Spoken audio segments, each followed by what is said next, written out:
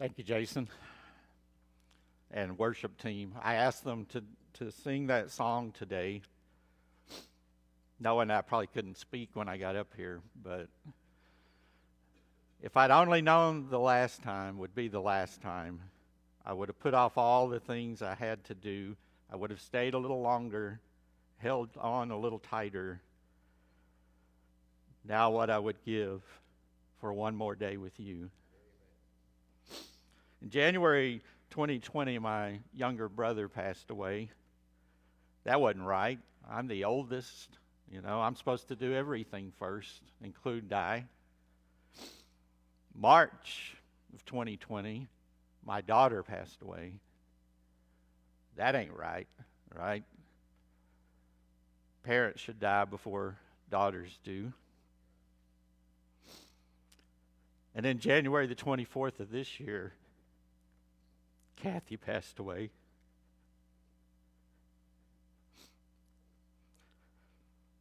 That sure wasn't right. That rocked my whole world. And I know I'm not the only one here who suffered loss and heartache, and many of you here are very familiar with grief. I wanted to preach a 4th of July sermon today. This is the first chance that I've gotten to preach since I've joined this church, and I'm very, very thankful for that opportunity. It's also the first sermon I've preached since Kathy died. But I wanted to do a 4th of July sermon, but God said, no, you're going to talk about what happened to you because there's some people that probably need to hear what you have to say.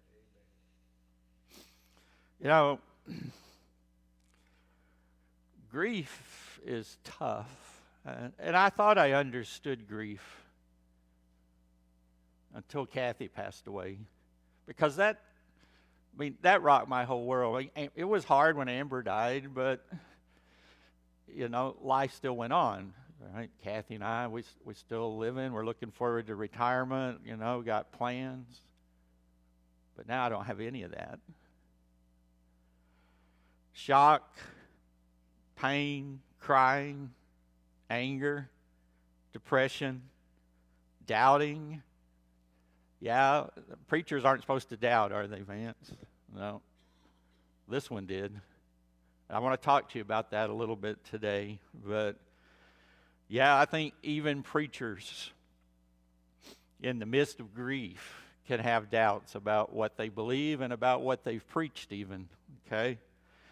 And so, death is a horrible enemy, right? And grief is there anything good about grief? What was one of the favorite lines in the Charlie Brown and the Peanuts cartoons? What were they saying all the time? Good grief, Charlie Brown, right? Good grief. But is there really anything good about grief? To be honest with you, I can't think of much of anything that's good about grief.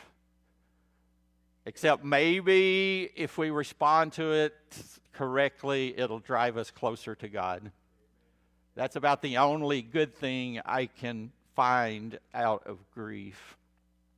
But after Kathy died, that's not the way I felt. I felt like God had betrayed me. I did. One of my favorite Psalms is Psalm 73. Maybe that's because I'm a doubter at heart.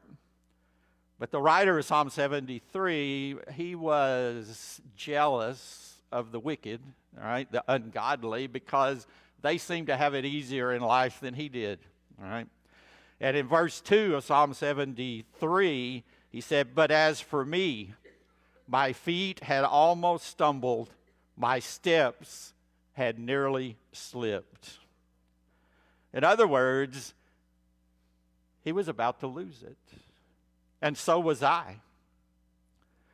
Well, I kept, God, why is this happening to me, right? I said, haven't I done enough for you? Most of you probably know that I'm a veterinarian and a preacher. And I gave up a lot of years as a veterinarian to pastor the Lord's churches. And I moved my family. Jason's here.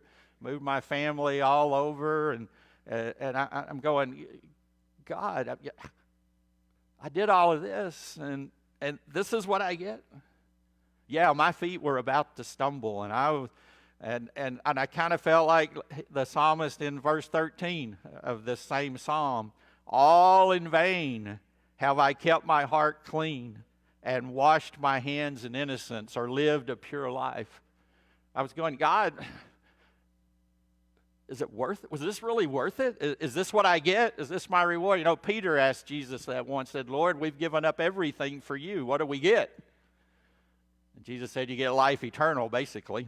And that's a good thing, right? Now, grief. Everybody handles grief differently. And everybody gets over grief at different speeds. And I know that. Not everybody doubts God like I did at one time, but we all have to go through grief. And you've probably seen all these stages of grief that the psychiatrists talk about. And we all go through them, I think, to some degree or the other. But it's not a nice, straight little roadmap where you can say, well, I'm at this one, and now I'm going to do this one. And it's more complicated than that. But involved in grief, there's denial, right? Usually the first thing you want to say is, this can't be happening. This can't be real. This has to be a dream or some kind of nightmare. But eventually you realize, hey, this is real. And then lots of us get angry. Get angry at people, get angry at the doctors, get angry at the hospital, all right? Get angry about life in general because people die before they ought to die. We get angry at the one that died sometimes because they went off and left us. And then, yes, sometimes we get angry at God. And then out of that anger comes doubts. Doubts is not one of the standard stages of grief, but it's one I put in because I think it's real. I think serious loss causes us to doubt what we believed all along. It causes us to question whether it's really real or not. And so all of these doubts about what I've believed and what I thought was so, they're not so clear anymore. And then we begin to bargain. You know, if only I had done this, or what if I'd done that, and what if we'd have gone this way or gone to that hospital or seen this doctor. And so we start bargaining, and then we also start bargaining with God, right? And then we get guilty. Lots of people who grieve carry guilt because they feel like they should have done more. Or there was something they should have done that they didn't do, or they didn't say something that they wanted to say, and we get guilty, and then out of guilt comes depression. Depression, that's what this sadness, when you finally comprehend that it's gone, they're not coming back, it's not going to change. A lot of crying, a lot of lost sleep. Some people don't eat. Some people, like me, eat more than they ought to when they're sick and stressed. We feel overwhelmed, regretful, and lonely. And that can go on for a few weeks to a few months to a few years sometimes. But eventually, hopefully, we come to some kind of level of acceptance that this is real, it can't be changed, and life must go on. And so we're still sad, but we move forward and do the best we can. I saw this quote the other day. I don't remember who said it originally, but it says, if one cannot prove his religion in the valley, it's not worth anything. That's true, right? But I have all these doubts, right? What's the one thing everybody tells you when a loved one dies? That they're better off, right? they're in a better place. And that's true. And I've said that to many people. But right after Kathy died, that wasn't much of a comfort. Because I don't care if she's up there doing okay. I want her here, right? And so sometimes even saying that would make me upset. But when you have all of these doubts, what are you going to do? And that was my question. What am I going to do? Am I going to walk away from God? Am I going to walk away from the ministry? Am I going to get on a bus and go to God knows where and just live life the way Gary wants to live it? What am I going to do? Right? And I thought of a verse that Paul wrote in 1 Corinthians chapter 15, verse 13. Paul wrote there, "But if there is no resurrection of the dead, then not even Christ has been raised. And if Christ has not been raised, then our preaching is in vain and your faith is in vain." I mean, at one point, I wasn't even sure if Kathy was in heaven or not. I mean, how do I know that? I mean, everybody's telling me, and I've preached that, but when your loved one dies, how do you know they're really in heaven? Is that true, or is that just something we all say to each other so we feel better? So I came upon this verse, and I said, well, you know what, Gary? Really, all your faith comes down to this one thing. Did Jesus really come back from the dead? Was his resurrection real? And that's what Paul is saying here in these verses, that really our faith and our preaching and our teaching, it hangs on this one thing. That is the resurrection. If Jesus did not come back from the grave, he was nothing more than a good man, and we have nothing to hang faith or hope on at all. If Jesus is alive, if he did die and now he is alive and he does have the keys of death and hell, then there's something to hang some hope on, because if he defeated death, there's hope for us to defeat death as well. And if he defeated death, then he's really God's son and there really is a heaven. Right? So that's the thing. And when my friend in Psalm 73, he put it this way: "But when I thought how to understand this," in verse 16, "it seemed to me a wearisome task until I went into the sanctuary of God, and then I understood therein the end of the wicked." And so I said, you know what? I've got to convince myself that the resurrection is real in order to get my life back on track. And so how do we know? How do we know that Jesus came back from the dead? That was the question I set out to research. Of course, I looked in the Bible. I read a bunch of books by Lee Strobel and J. Warren Wallace and some others. And I'm going to give you a very short, I guess, defense of the resurrection. There's much, much, much that I could say about that. But how do we know that Jesus came back from the dead? Well, first of all, there's the gospel writers, okay?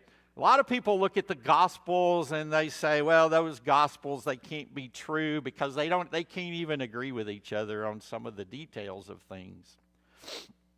But when I look at the gospels, I see eyewitnesses to events who wrote about those events when there were still eyewitnesses alive. Okay? Now, what do we know about eyewitness accounts of, say, an accident? If half a dozen of us saw the same accident and we gave our report to the police, would they be identical reports? No. In fact, most police and investigators know that eyewitness accounts can be pretty unreliable, but we all see things differently. We can look at the same accident and certain details are going to jump out at me that didn't jump out at you. And when we read the gospel accounts, what I see is just eyewitness accounts. Yeah, they agree on all the main points. Some of the little details are different because different things stuck out to different ones. Now, what would the police know if me and Vance and my son Jason, if we went down to give a report to the police about a certain accident or crime, and what if we all three said exactly the same thing? What would the police know? That we got together and worked out the details before we went down there.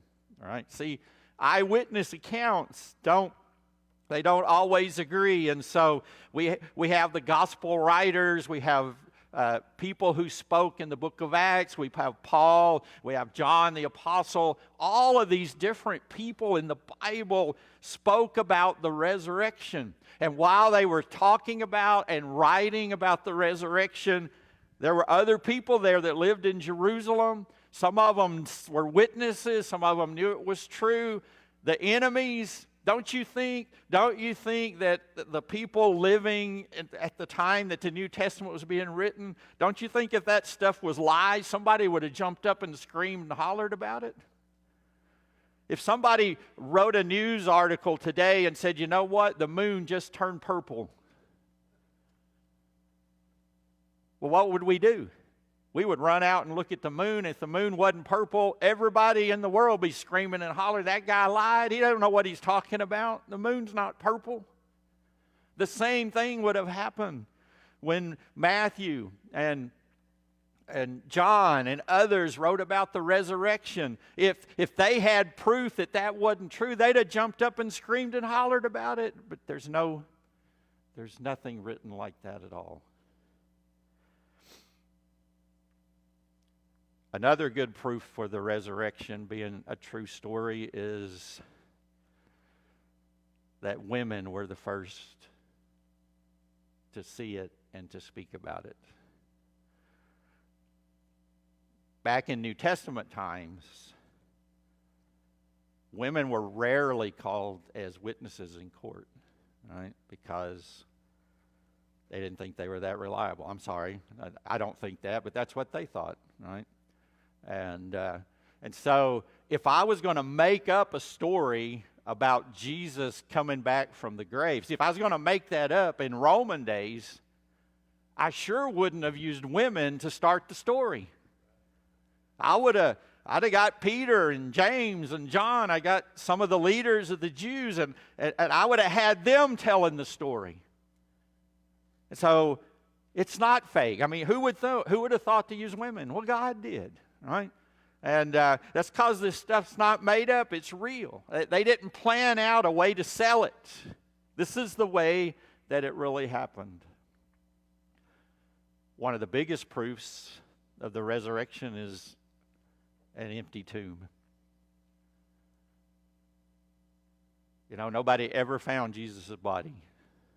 Never did. And I guarantee you there's a lot of people that would have liked to produce that body if they could have.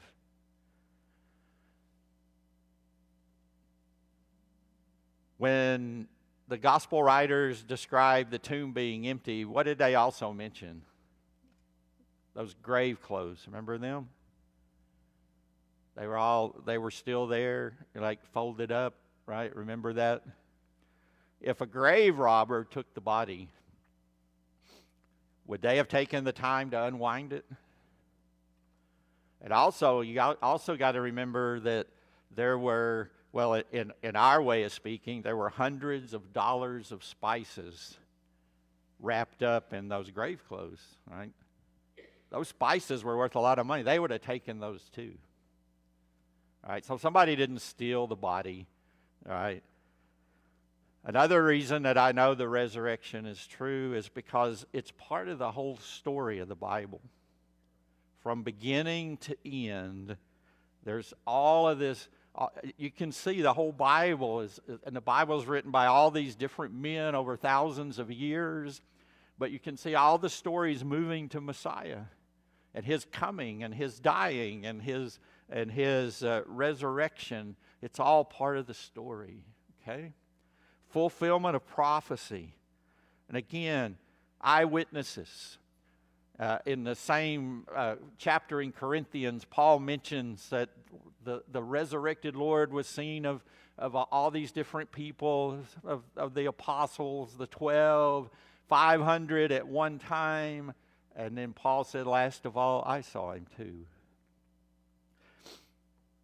Eyewitnesses, okay?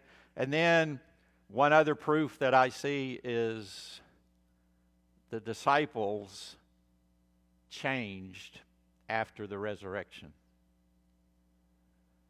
All right, they were kind of mealy-mouthed, ragtag bunch of people, men, right? Peter's denying the Lord. All the others are running away, scared for their life. But when they find out Jesus is alive, everything changed. Peter preached on the day of Pentecost with authority and power, and so did the other apostles, right? And their lives changed, and the church began to grow. Where did the church begin to grow? In Jerusalem. That's where Jesus lived. That's where he died. That's where he was resurrected. And right there in that, this new faith, if you will, began to take off and to grow. Don't you think if the enemies of Christianity could have stopped it in Jerusalem, they would have stopped it? If they had any kind of evidence or proof that what Peter and James and John and the others were saying was a lie, don't you think they would have produced that evidence?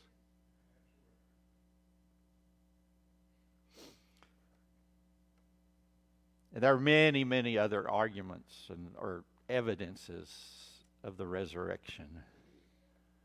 I would go so far as to say that the resurrection of Jesus Christ is by far the most well-documented event of ancient history. Do you ever doubt what Julius Caesar wrote in the Gallic Laws or Gallic Wars? Y'all ever read any of that in college or high school? Did anybody ever say we're not sure whether Julius Caesar wrote this or not? No. But the oldest manuscripts we have of the Gallic Wars are like 1,000 years old after the event. And I could go on and on and on. But there is more evidence for the resurrection of Jesus Christ than there is about Julius Caesar, Aristotle, Plato, or any of those others that lived back then. And so I came to this conclusion. If Jesus truly did come back to life after death, and now I know he did, then everything else that he said and did must be true. Amen. Right? Would God have brought him back to dead if his life was a lie?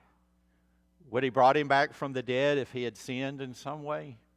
No, not at all, okay? And so everything that he did and said must be true. And what did Jesus say? John 5:24, he said this, "Truly, truly, I say unto you, whoever hears my word and believes him that sent me has eternal life." You know what? Kathy believed that. She believed it with all her heart. She has eternal life. Jesus went on, he does not come into judgment, but has passed from death unto life. John 14:1, you all know these verses. The resurrected Lord said, "Let not your hearts be troubled. You believe in God, believe also in me.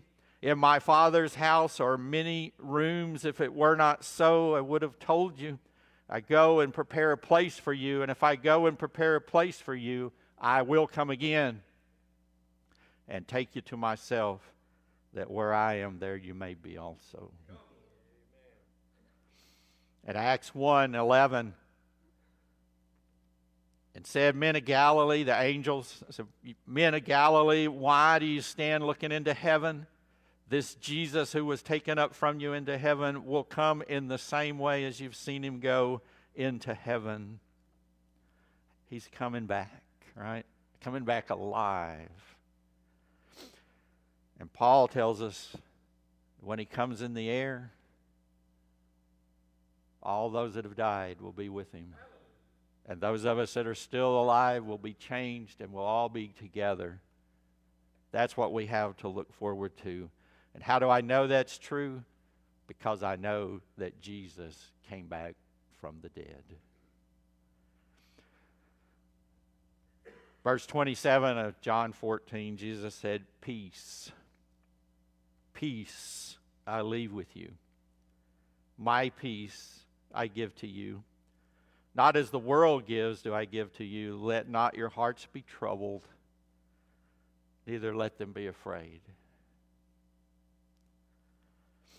I don't know if I totally comprehend all of that peace yet, but I'm getting there. I'm getting there. And so I wanted to maybe just leave you some things to think about when it comes to death and loss and grief. And just a few points. First of all and foremost, please remember this. Life is uncertain and a lot shorter than you think. I don't care if you're 90 here today. Doesn't seem like it, does it? It seems like life flies by in a hurry, and not everybody gets to live to be 90. You say, well, that'll never happen to me. That's kind of what I thought about me and Kathy, too. But we don't know. We preach that. Brother Vance and I, we've preached that for years. You don't know about life. It's uncertain. But then when it hits you in the face, it's hard. It's hard. So I would say to you, make the best. Make the best of the time that you have. Because you never know when those close to you will be gone or you'll be gone. Death of loved ones hurts. Friends, it hurts. It hurts. Death of a child, that hurts parents in a horrible way. Losing a spouse rocks the world of the surviving spouse. I don't care how old they are. It rocks the world. It's hard, and we need to remember that those going through grief, they hurt. They have hard questions. They have raw emotions. And sometimes as Christians, I don't think we intend to do this, but we make light of grief, and we kind of imply that a real Christian wouldn't grieve that much. Because we like to quote Paul, right? That we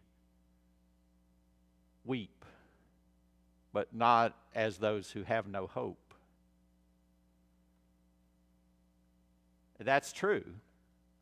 We don't weep as if we have no hope, but we weep. And those who have lost those that are close to them grieve. And they hurt. And they get angry. And they have a lot of questions about what they used to believe. They need you. They need your love. They need your companionship. They need you to understand the pain and the questions, right? So I would say to us that are living, we're supposed to comfort those who mourn, right? And rejoice with those who rejoice. But I know how it is. I know, you're there for the funeral, you're there for a day or two after, and then life goes on, and the person who lost someone close to them, they show up at church, after a couple of weeks, and you think, oh, they're doing okay, everything's fine. I assure you, most of the time, everything's not fine. We're good at hiding it. We're good at covering up. But you need to be patient with those who grieve. You need to continue to be with them and talk to them and come around. I hear people say, well, I don't know what to say, and I don't want to bring up anything about the one that they lost because I don't want to bring it up and get it on their mind. I assure you, it's already on their mind. It's okay to talk to them about it. It's okay to talk about the one that died, right? Be there. Remember, everybody's different. Everybody handles grief different. Some people might get over it in 2 or 3 weeks, but most don't. It takes a lot longer. And so, yeah, it's been a learning experience for me. It's been a struggle more than I ever imagined that it would be. And I thank God for the prayers of people. I thank God for family and friends. Even a neighbor, my next door neighbor, and her family. Man, I can't tell you how much they've done for me. I don't even know them really, but what a help. Mickey and Audie, they feed me lunch almost every Sunday. I really appreciate that. And I would just leave you with this. Don't be afraid to talk to people who have lost loved ones. They're not just going to come up to you and say, I would never come up to you and say, let me talk to you about what I'm feeling right now. I would never do that. And if you just come up to me and say, hey, Gary, how's it going? Everything all right? I'm going to say, yeah, everything's fine. If you want to find out how grieving people are really doing, you got to spend some time with them. Amen. That's what it takes. Mourn with those who mourn. All right. When Kathy died, I just wanted people to love me. I didn't expect them to have special words that are going to make all the pain go away. There aren't any such words. Just be there. When people lose loved ones, just be there. Love them.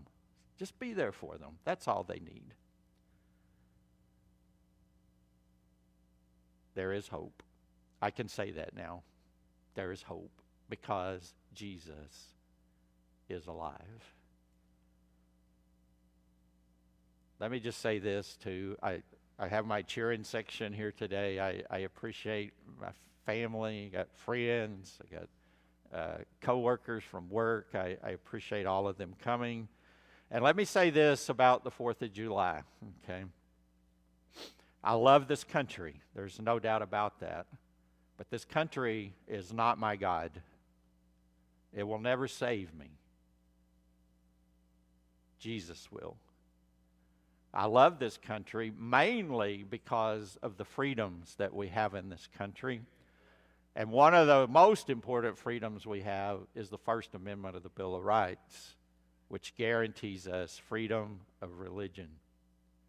And so in this country, we can worship however we want to without the government interfering. That's not so in many other countries.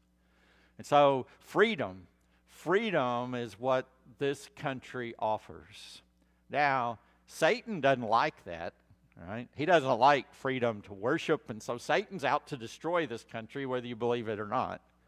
And he's trying really, really, really hard right now to take away a lot of the freedoms that the citizens of this country have. And yeah, we need to stand up, and we need to fight, and we need to stand for the freedoms, and we need to speak up, and we need to vote. Because I want this country to continue to be a great country. But one thing I've learned through all the loss lately is, you know what? I'm going to serve God whether America's here or whether it's not. I will serve God. All right? And that's the kind of commitment that we need. So Crossroads Church, friends, family, thank you for all that you've done. Don't just think about me. I told God I didn't want to preach this message because I didn't want it to be about me, and I don't. I don't want you to feel sorry for me. I remember Jesus is alive, and he is the hope that we have for anything whatsoever. It all depends upon him. And so, are we going to have an invitation? There you are. Yeah. Let's stand together.